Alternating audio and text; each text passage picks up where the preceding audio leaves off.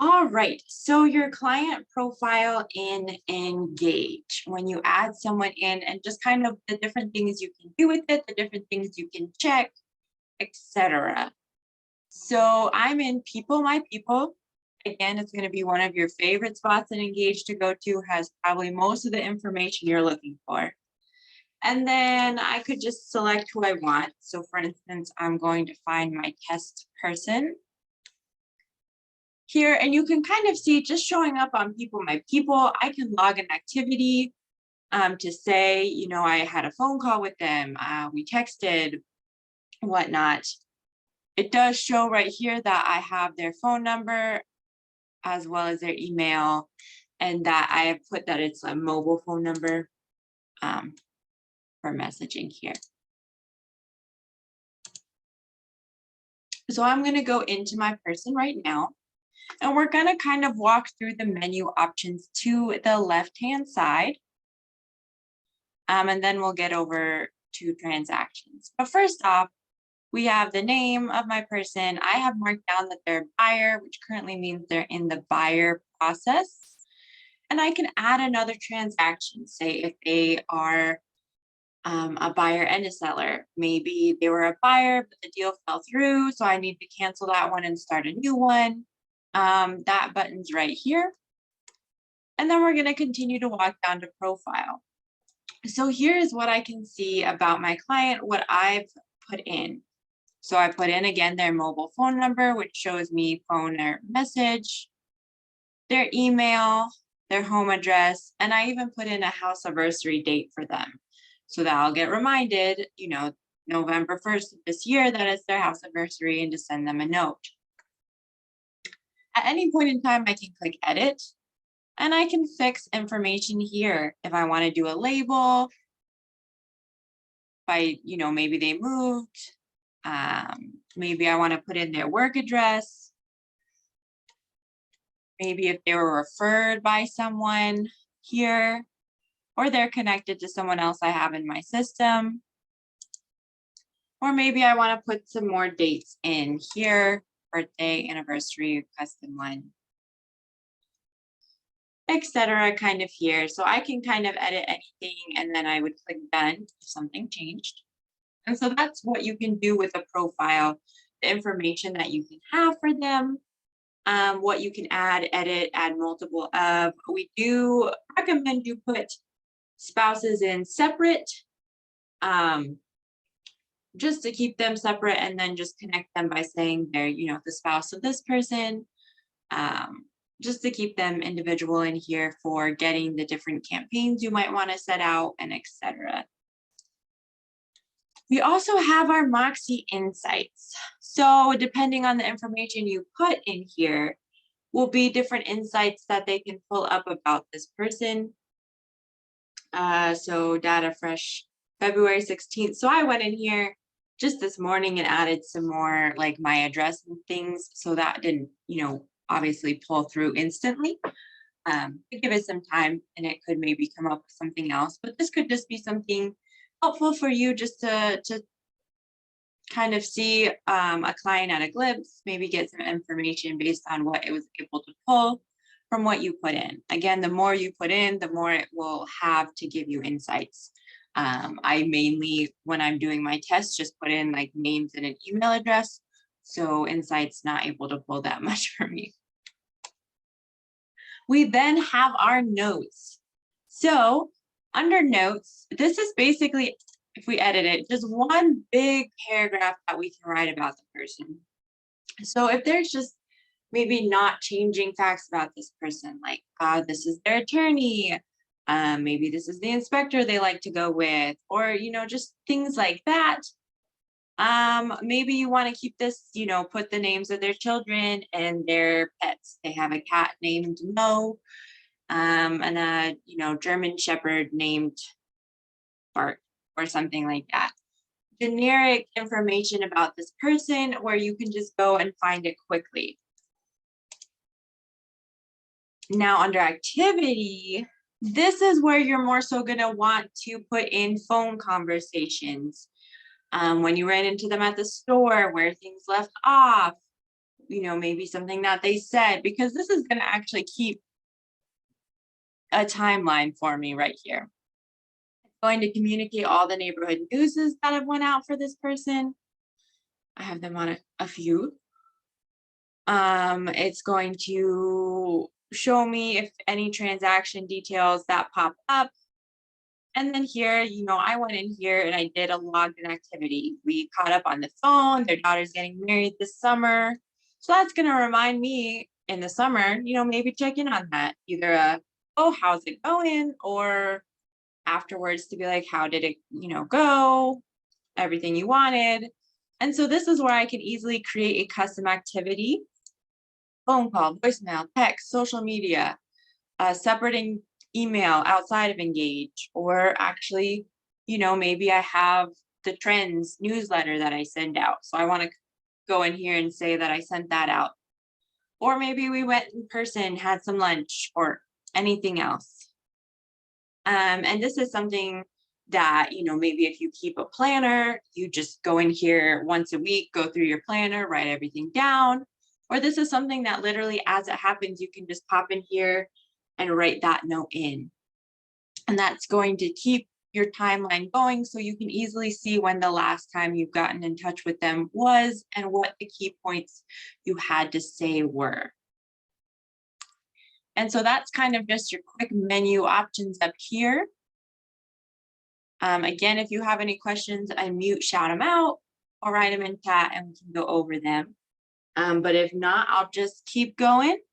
We like to keep MarTech Mondays quick and to the point with just hopefully a helpful tip that's going to help you with either organizing your business or not letting anyone fall through the cracks.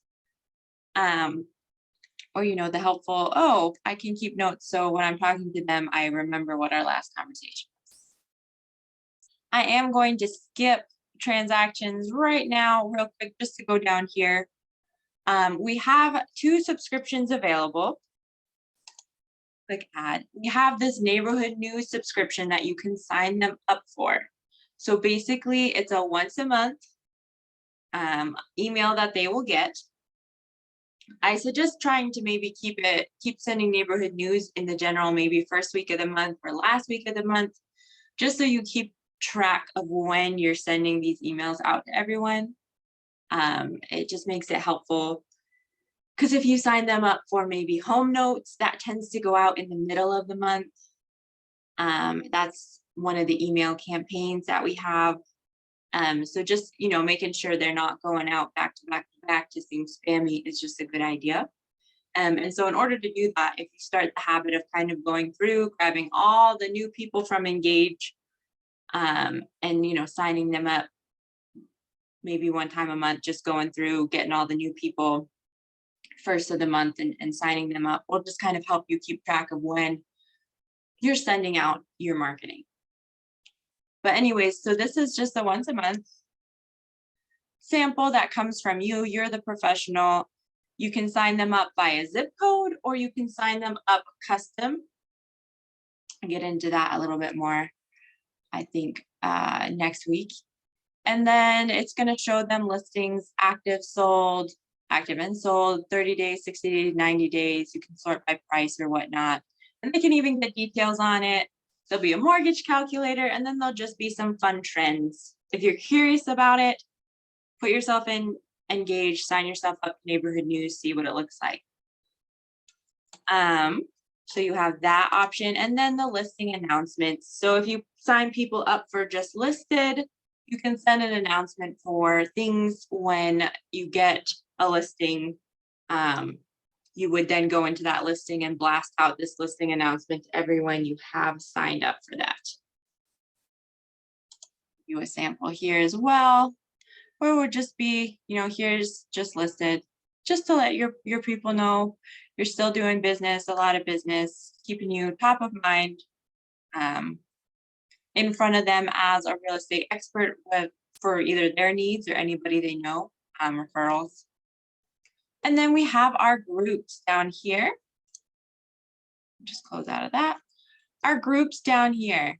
You can add a person to as many groups as you want. Groups are extremely helpful for campaigns. I always suggest having one SOI, sphere of influence group, or maybe just a email marketing group that every person that has an email, you're just putting them into that. And then when you set up your campaigns, like we showed last week with that same group, then everyone's going that you put in is going to be attached to all those campaigns with one easy add them to the specific group. But you can really think through, you can do, your list of, maybe hot or warm clients, as well as, keeping track of farmings like that you might have, or a specific neighborhood that you would want to send specific things out to. So you can really think through how you want to do your groups. If a person is in more than one group and you put both those groups in a campaign or something, they're only going to get the email once, so you don't have to worry about that. Groups also in Moxie Presents, you can send out like a newsletter, a non-listing presentation, and send it out to a group in here as well. So groups are just really helpful to have. I would always suggest using groups, thinking through groups, and at least having a generic one. Having a testing one is also good if you're trying out new things. And so that's groups. Then of course I can remove someone from Engage, or the main last thing to go over, we don't have any more questions on what we've gone through so far, is the different transactions that you can do within this client. So again, we kind of went over how you can make sure you're staying top of mind, how you can remember what your last conversation was so you look like a rock star, maybe get some insights, and then of course, have them on some subscriptions or campaigns so that they're giving you referrals and you're staying top of mind. The next thing is actually keeping a checklist when you're walking someone through a process. So we can see here, this is hopefully closed. This is a little overdue, so we can just close this transaction. I'll just put this random price. Ooh, that was too many zeros. Hold on. And we'll just say the closing was today. Continue. We'll close this one out. You can see. So if you have a past transaction, once you get through it all, you're going to have all this information in there for them forever. You can see current ones. But I want to add a transaction just to kind of walk you through from the start. So we'll do seller this time. I like to name the transaction name for that specific property. And we can put seller. That way, as you're using this system, as you're working with these same people over and over again, you can see that history of their transactions, and you're not like, what is that? You specifically know, oh, this is the address that, we're selling. Here, if it's MLS, you can just pull it right in by putting in the MLS number. But we can also do a non-MLS, which is what I do for testing. We can give a target price.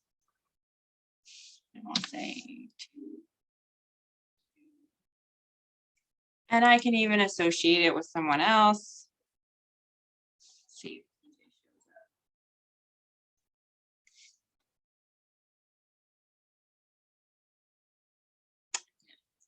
So here we go. We moved them past our marketing stage, but you can have people in a generic marketing category where it just reminds you, hey, maybe write to them on social media, or maybe write them a note card, or give them a call, send them a text.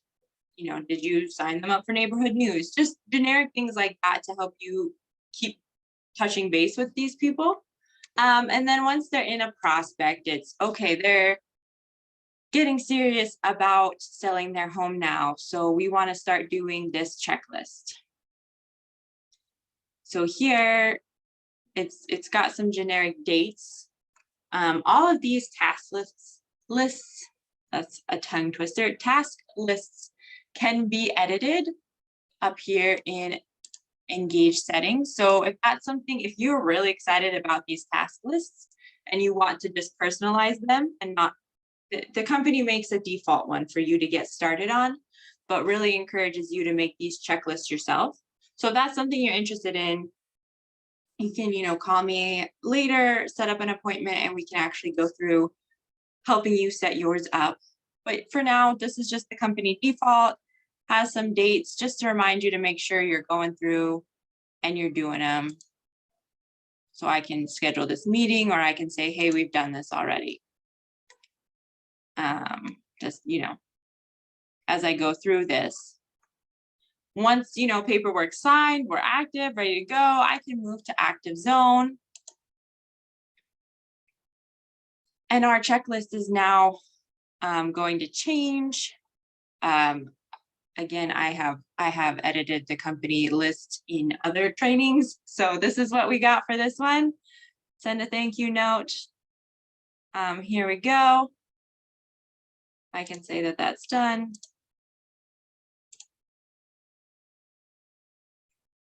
Oops. Okay. Oh, there we go. It moved me over to details. Sorry for that. Where at any point in time, it is actually good to show you this, that you can delete this transaction if it's done, or edit it if something's messed up. But then we're going to move to pending. Once this is under contract, it's gonna close. I'm just gonna put it in the future. 100 days to close. So it gives you this nice countdown. And then of course, just reminds you a few more things to do with your client. If you want, you can get rid of any of them that you don't want. Add to calendar, delete. So this you can add to your calendar, which will be your Gmail one to remind you. So maybe we don't do just mailed. I can just delete that one. And there you have it. That's kind of the different things that you can do. And then of course I can close this transaction out like I did before. And you're gonna just see the list of all your transactions, buyer, seller. And that's kind of exploring your client's profile in Engage, what you can do with it, kind of some tips on how to best use it to help keep you organized, keep you top of mind, and keep you looking like a rock star. And so that's all I have. If we don't have any questions, we can wrap this up, and hope you have a great rest of your week.